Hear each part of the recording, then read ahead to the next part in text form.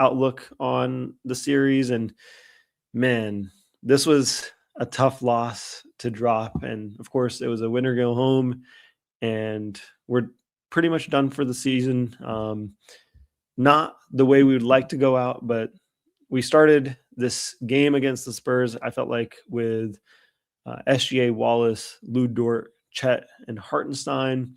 I felt like it was a mistake to start Lou Dort in this game. There was multitude of games where Mark had the opportunity to kind of, we did see McCain, perform really well from an offensive standpoint. I wouldn't have minded him in the starting lineup to get that offensive push, and or Caruso would have been a great shout in this game as well. I just felt like we knew we were going to go down pretty early, and that's exactly what happened. The Spurs kind of, showed up again. I would say like 3 or 4 games in this series where they really got off to a hot start early, and man, really, really tough on our end. And I feel like that's where we needed more offense than defense to kind of keep up with them.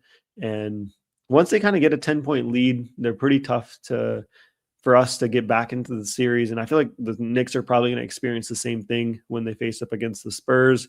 Mark mentioned before in the pregame versus the Spurs, there's no player that he'd rather have on the team than Shai Gilgeous-Alexander in a Game 7 in the Western Conference Finals, and he was proven right about that. Also, I want to shout out to all the fans that showed up in Game 7.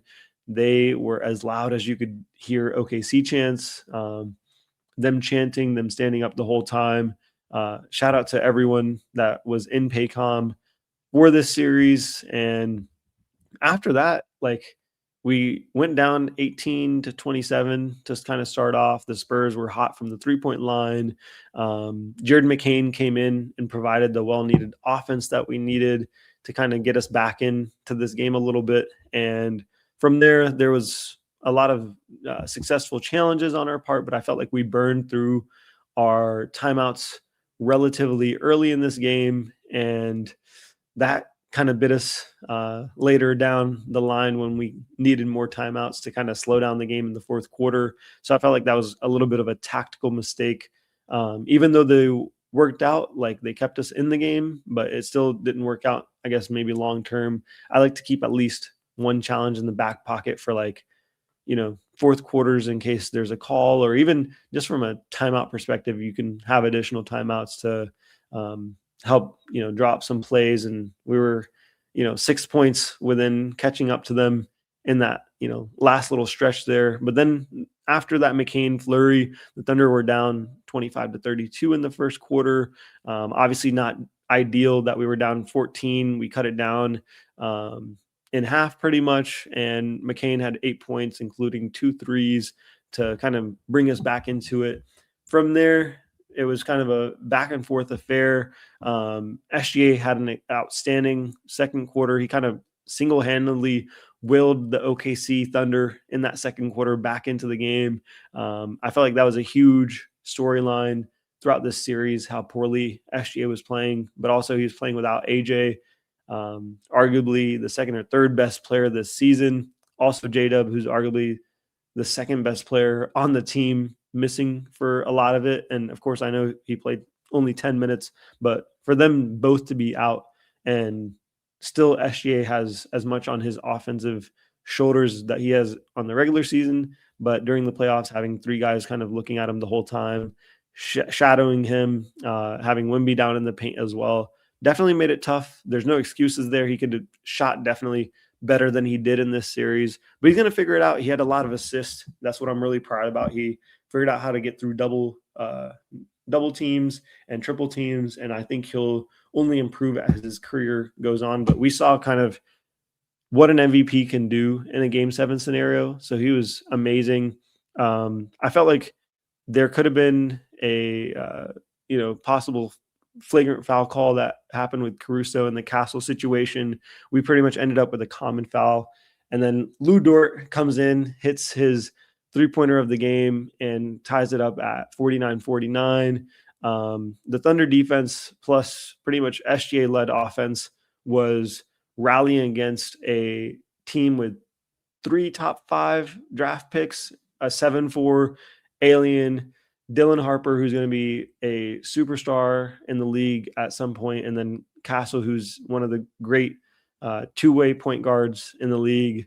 For us to even be in this series as much as we did, the damage that we did in Game 5, and then, of course, we lost pretty embarrassingly in Game 6.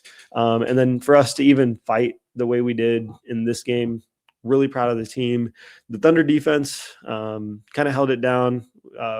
Thunder were down 53-56 at halftime.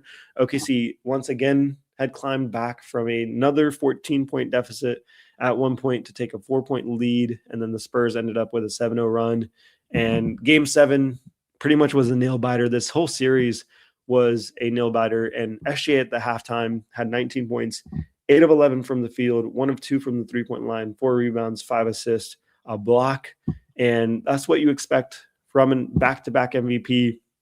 Alex Caruso, J. Will come in over Lou Dort and Hartenstein to provide that additional offense that we needed in the second half. I felt like if we started this way in the regular, in the first half, it could have been a lot better for us from an offensive standpoint.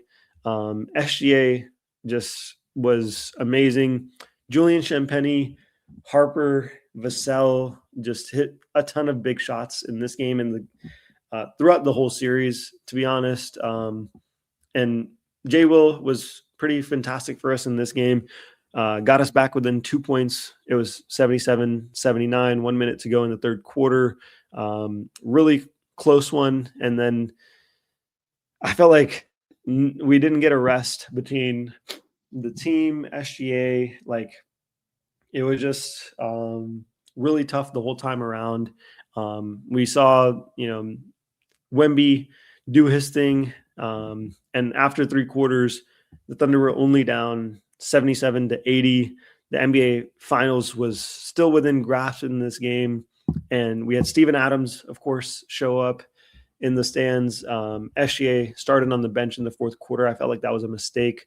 Wemby was playing those minutes, and I just felt like that was a huge mistake. There was just so many moments where we could have kind of laid it all on the line. And in this game, we should have played SGA pretty much as many minutes as we could have afforded.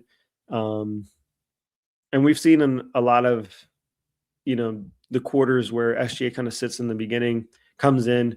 Even then, we had a chance with how good the team was playing. Caruso tried to get a slam dunk on Wemby, ended up injuring his wrist. He kind of played through it, but obviously wasn't effective at all offensively.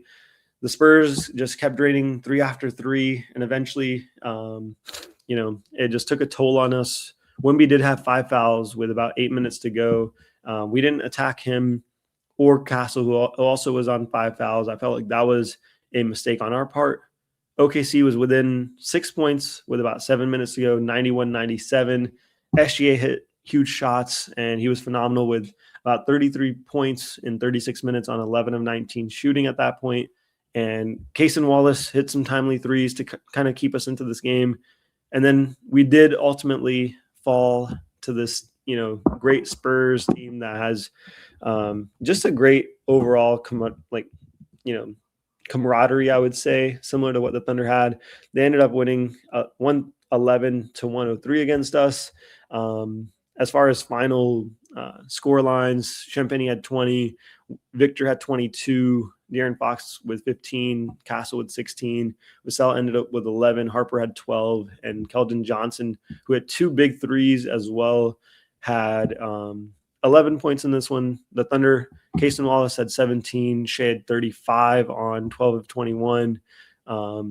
Really solid, only missed 2 free throws, had 9 assists, 3 steals, 4 rebounds, a block. So really solid game by him.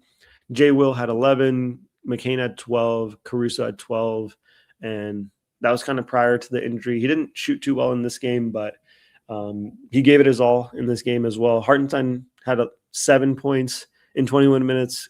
Lou Dort in 16 minutes had 3 points. Chet was probably the biggest no-show offensively with 4 points. He played, his heart out on the defensive end. I don't think he's going anywhere. Obviously, he's going to be on a long-term deal with us, making a lot of money. His offensive game will grow. That's kind of the big point that I want to make to Thunder fans, thinking that we're going to package away SGA. That's not going to happen. Lou Dort did sign with Clutch midway through this season, so he may get a bag with another team. He deserves it. He's a great, defensive ace type of player. I think he'd be great, for a team that, like the Lakers, need a lot of defense, or there's a lot of other teams out east as well that could utilize Lou Dort. If he does want to come on a team-friendly contract similar to Hartenstein as well, that they're both not extension eligible. They're both players that we could bring back. One guy that is extension eligible this offseason is going to be Cason Wallace. I do believe we'll be bringing him back. So I'm super excited about that. He played amazing on offense, defense, creation. Like, he's the right player to have alongside this team. That's kind of the breakdown. I'll have more detailed outlook for how the season ended, what we're going to do moving forward, some draft breakdowns as well. If you guys like this type of content, hit the like button, subscribe. Congratulations to the Spurs fan. I do feel like that they'll easily, go through the Knicks. I don't care what Knicks fans have to say about that. I don't think the East is close to what the West is in terms of talent and ability overall. So these guys put up a huge fight. We tried our best. We'll be back next season kind of in the same spot, and we'll be a lot more hungry. J-Dub will be hungry, SGA, Chet. They'll put in the right work in the offseason. We'll put the extra pieces that we need through the draft, maybe through some trades around SGA, and be right back in this exact position to earn ourselves another chance at going to another finals run. We knew it wasn't going to be easy. It's really tough. It's been about 7 or 8 years since a back-to-back finals run, since the Golden State super team. So it's clearly not easy to do in this, time and era that we're in this decade. So we'll get another chance to go back there, similar to what the Celtics did when they returned. So super excited about that and having that opportunity. No longer will SGA be as inefficient. He'll figure out his game from the double and triple teams during the regular season. And yeah, hopefully we're right back here. No more injuries, and we have a nice, healthy season next year. Peace out.